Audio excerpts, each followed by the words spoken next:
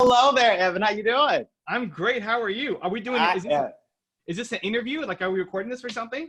So I did want to record it if you were okay with that. Yeah. Okay. Let me just put my headphones in so you get better quality. Okay. All right. Good to see you. Oh, you can't see me? You can't see me? No, I cannot. Hold on. There we go. All right. There we go. Awesome. It's happening, dude. It's happening. It is happening. I've already got my timer started. I know that you are on a short time limit for these, and I definitely appreciate that. And I want to definitely be respectful of your time, Evan, like I really, really do. Cool, man. Let's go. So, for starters, a couple of things. I know this is going to be a coaching session, so I know this is going to be a little bit different than our last interview from a couple of years ago, which I cannot believe it's been a couple of years. But crazy, it has been super crazy. You're looking good, dude. You're looking good. I know. Right? For starters, okay, hold up. For starters, you got to tell Nina I said hello. I have been missing her on Instagram, but tell her I said hi. And Jimmy says hi. She was very excited when she saw you on the list. We were both excited. It's like, oh, it's been a while. Anyway. You know, but that's where it's going around back to in regards to this tour. Okay.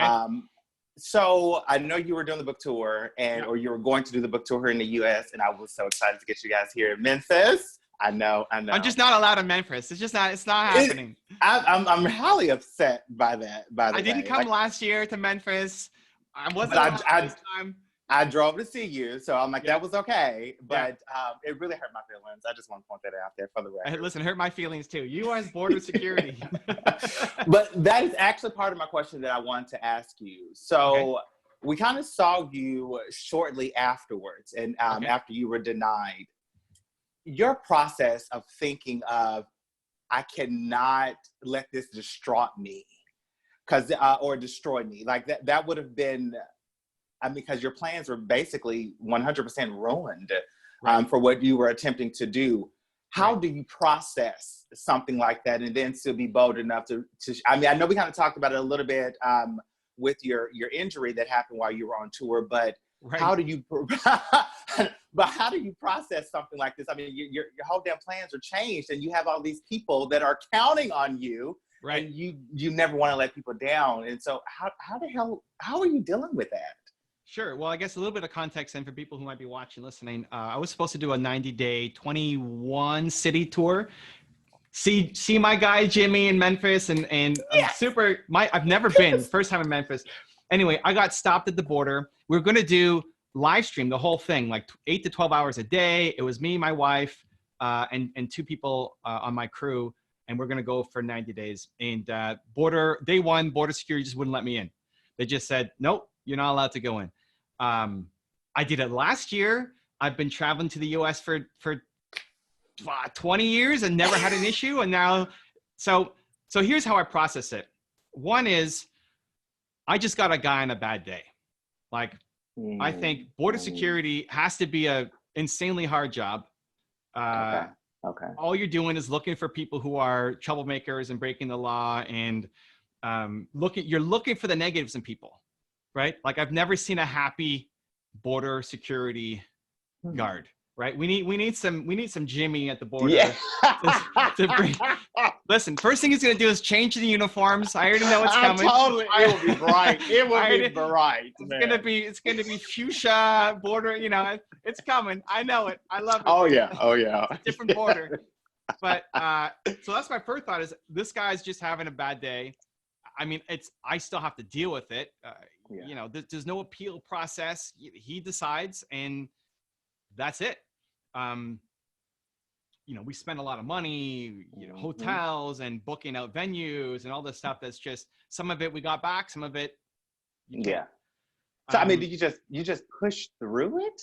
Yeah. So first thought was that, like, it's easy to say, like, people say, well, how did you not hate this guy? Like, how do I not hate this guy? Hates his life. Like, I feel bad for this guy. Like, anybody who's throwing shade at you and being negative or treating you unfairly, they hate their own life. Right?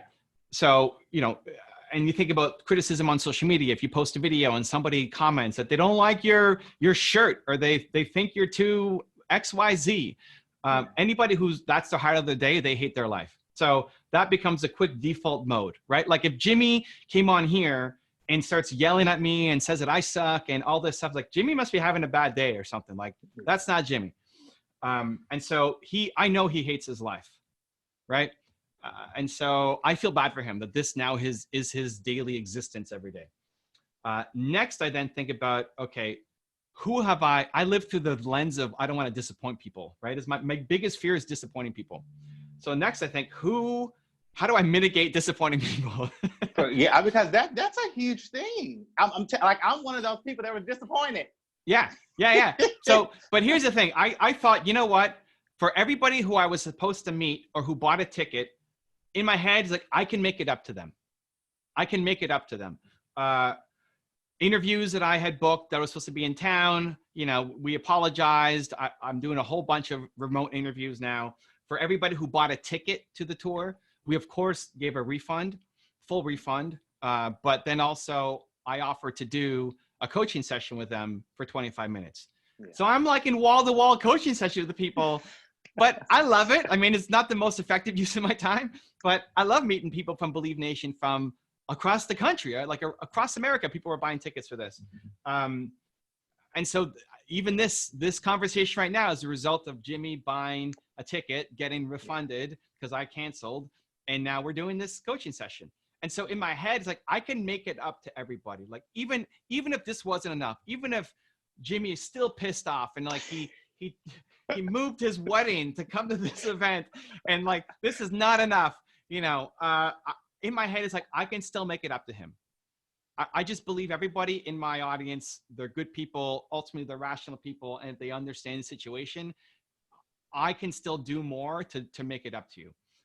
So that became then easy. It's a ton of work. It's a crap ton of work that everybody, my agent and the people around are like, what are you doing? That's just such a way. You need to be promoting your book right now, not doing these free calls with some startup entrepreneur out of Florida.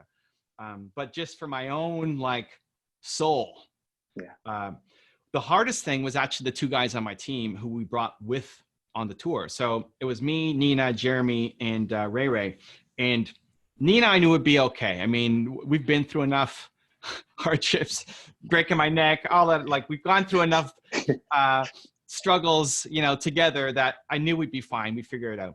But the other two guys I was concerned about, mostly because they put their life on hold for 2 months just for this, right? Yeah. Ray was a teacher. He's studying to be a teacher. And so he put a hold on his college, which like they very rarely let you do, to come and do this. And he's excited to go to all the like sign language cafes and stuff in different cities and meet all these people that we lined up. And like, now none of that's happening. I'm like, surprise, tonight you go back home to where you were. And so that like destroyed me, because I felt like I don't know how to make it up to these guys. Jimmy, I can make it up to. Everybody else who bought a ticket, I can make it up to. Nina will be okay. I'll be fine. But these two guys, that was the only thing that was on my mind. So it's like a quick rapid fire checklist. Security guard hates his life. Okay. Everybody who bought a ticket. Okay. I got a plan. Yeah. These two guys, I don't know what we're going to do. So we start driving back and like, I need to take you guys out to dinner. I mean, we hadn't eaten. We sat at the border for 4 hours or something, just waiting. So it's now past dinner time. I said, let's go at least get a meal together. And I just felt like anything that I could have bought them some package or something. I just felt like it's so trivial to say, hey, sorry you couldn't come for 90 days, but here's some movie passes or something. Just felt like it wasn't enough. So I said, let's grab a nice dinner along the way home. And we're driving from Buffalo to my hometown of Toronto. And it's just highways. So the only thing on the highway is like McDonald's and all these like, oh my God, we can't go to McDonald's. Like, you gotta have something. And then we find a keg, and a keg, I don't know. I don't think it's in the States. A keg is I hadn't heard that one. It's a steakhouse, not super fancy, but not low end. I mean, it's a steakhouse. So you're looking at like $45, $50. Okay. So it's like decent. Yeah. Better than McDonald's, but not like $500 a plate or something. So I said, we're going to go to the keg. And as we walk in, I said, guys, like, get anything you want. Like, even if you just want to nibble on it, and then we give it to a homeless person, something like, just get whatever you want. And I let them know that I felt so guilty that that this happened, and that I let them down, and that this was so disappointing, not for me, but for them. And so make me feel a little bit better by ordering whatever you want. And they both said, listen, this wasn't like, we were happy to be invited. We're actually surprised at how you handled it at the border, and no hard feelings at all. Like, thank you for the love and inviting us along. And so once we got through that night, it's like, okay, I still feel bad, but I feel better, because so of all the things, I think it's maybe reverse for what most people might do. Like, I cared more about the two people that I brought along with me and the impact on their life than all the other people, the border security guard and wishing him ill harm, or all the people who came out on the tour, because I just felt like I was going to disappoint them. You know, I will say a very good leader has the ability to make a major impact. And obviously in that particular moment, I mean, not that you need my kudos or anything, but obviously in that moment, I mean, you really stepped above, dramatically surpassed most leaders in that situation. At least I believe so. And speaking of that, and thinking about your audience, you did a live call on Instagram, and one of the statements I remember bringing up to you was about how I felt that I had outgrown my one word. Mm-hmm. And your response to me was just like, hey, that almost never happens, you know, and if you did, you probably just chose that one word out of a knee-jerk reaction. Mm-hmm. So, kind of fast forward just a little bit on that. I had to kind of rediscover what the hell was, literally what was processing in my mind. Yep. And so it wasn't that I had outgrown my one word. Mm-hmm. Because for me, my one word is freedom. I believe we all have the right to be free in every area of our lives. And I had not outgrown, but I had mastered a very small segment of what I thought freedom was. Mm-hmm. And so since I'd mastered that, all of a sudden, all of these other things around me just seemed like I was just rolling along doing absolutely nothing and not making an impact, not doing a damn thing. Mm-hmm. And so anyway, and it made me feel as if I had outgrown that one word. Mm-hmm. And so when I went back trying to figure out what the hell I need to do next, I have two additional mentors now. One is with me on the corporate side of things to try to figure out what I want to do next. And then the other mentor, he actually has his own national talk show, which I'm totally excited about. I've been behind the scenes with him. I've seen how things are edited and put together. And he has two national talk shows that are on television, several podcasts, and then I think he has 4 radio shows that are here in Memphis and then in Nashville. Mm-hmm. So he's a really busy guy. So for me to get a chance to kind of break open his brain, I kind of got a chance to see a whole lot. Of course, you know, my goal is to be a talk show host, right? Yeah. So looking at it from his perspective, I don't know how I feel about working for a network. Okay. I don't know how I feel about the editing and basically doing what I'm doing now on my own, if that makes any sense. Like I'm recording, I'm booking the guests, I'm having to do the editing. At the end of the day, I really like the conversations. I like to get into your brain. I like to provoke thought-provoking conversations or what ideas. That's what I love to do. Mm-hmm. And I'm not stuck. I'm not at a loss, but I feel like there's so many other things that I can try just to at least see if I like them. And so one thing I would definitely like to do while I have you is get a couple of ideas or spitball a little bit with you as to what are some other things that I could potentially be doing. I love it. And listen, anybody who's been around Jimmy starts to feel the energy immediately. Like even when Jimmy's sleeping.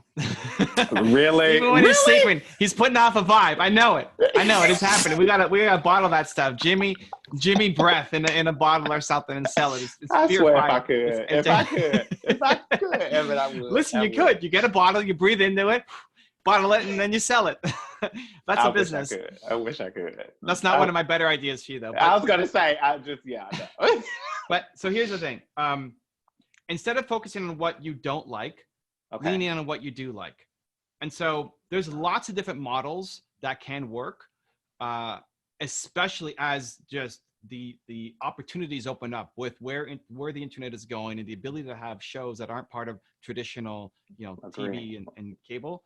The biggest thing you need to do is focus on having more conversations. So how many conversations are you actually doing on a weekly basis? Very few. Very, very few. Recorded conversations and guests, I'm only doing one per month.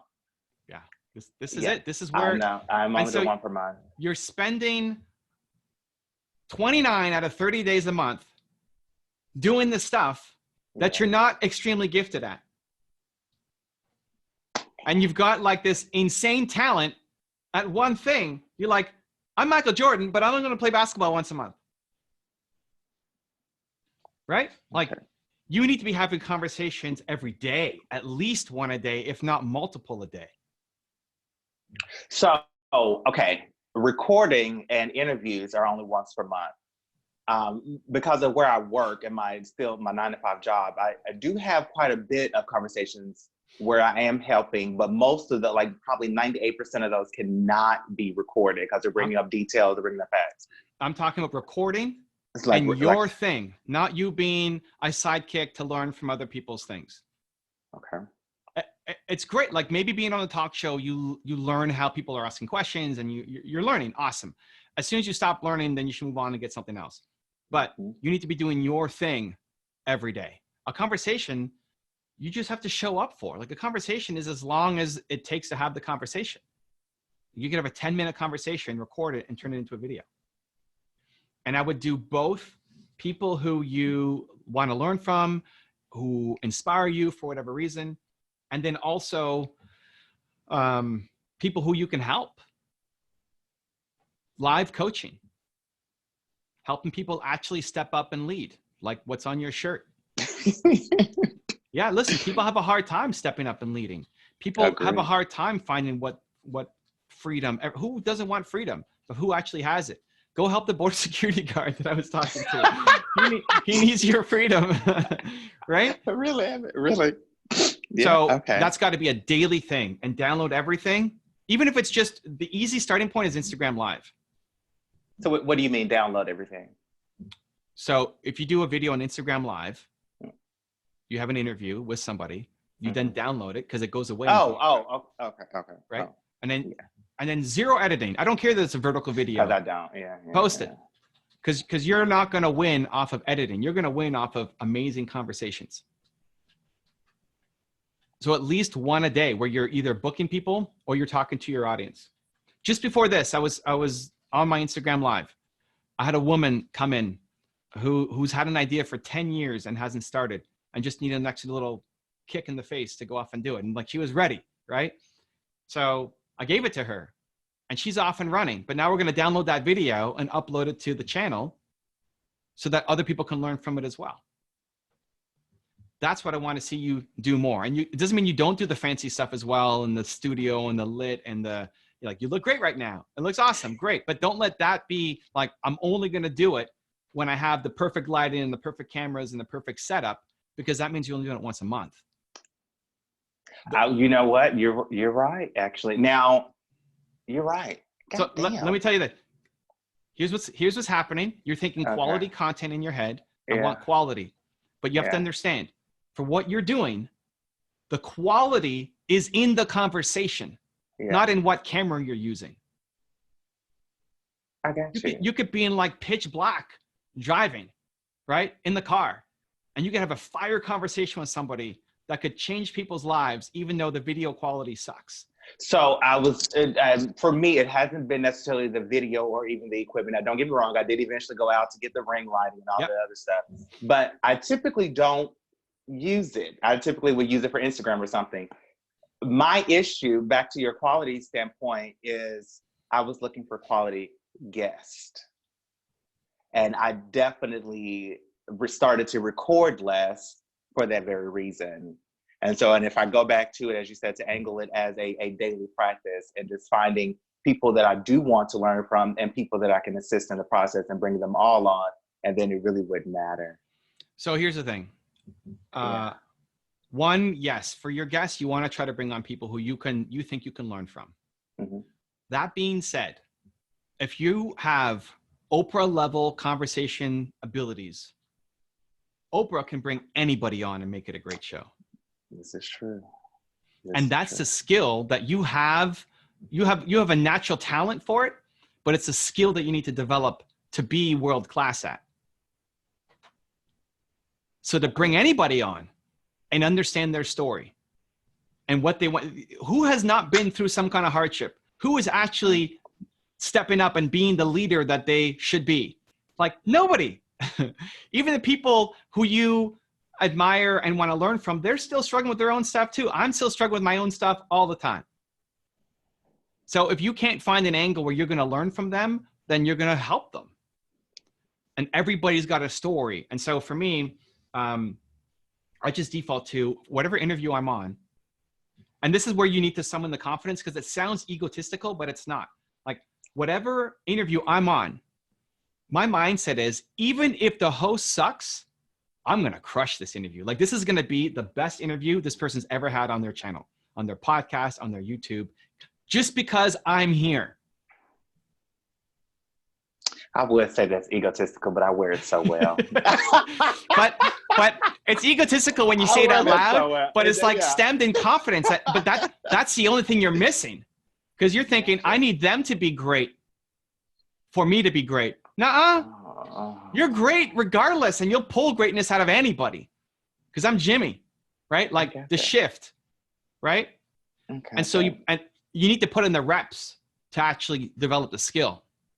Because you're coasting off your natural talent as opposed to actually honing in to be world class with the skill. That's probably one of the best things I've ever heard.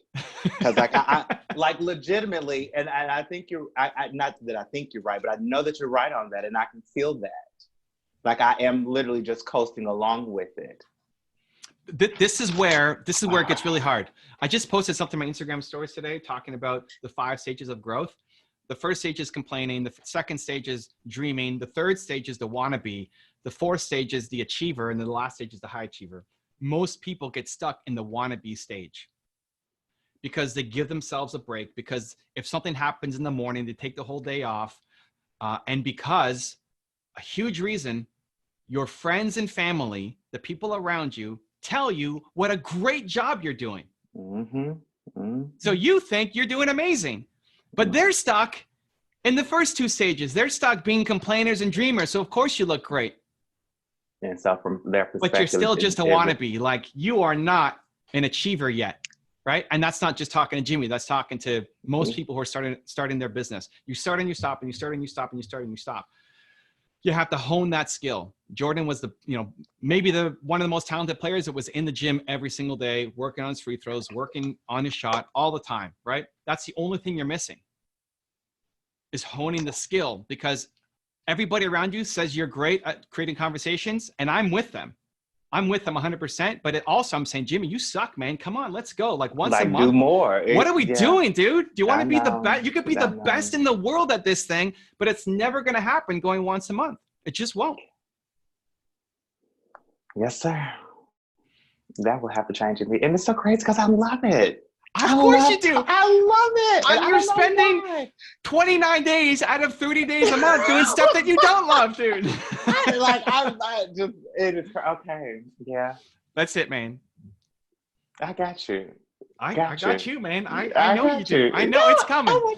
It's coming. It is coming. Evan, I appreciate this. Cool, man. I did, not that I had no expectations of what to happen during this call. It's just, as you said, I've really been coasting along, so I didn't necessarily know the questions to ask. That's okay. It doesn't matter. I know I'm going to pull out greatness, because that's what I do. And that's what I've got 10 of these today, right?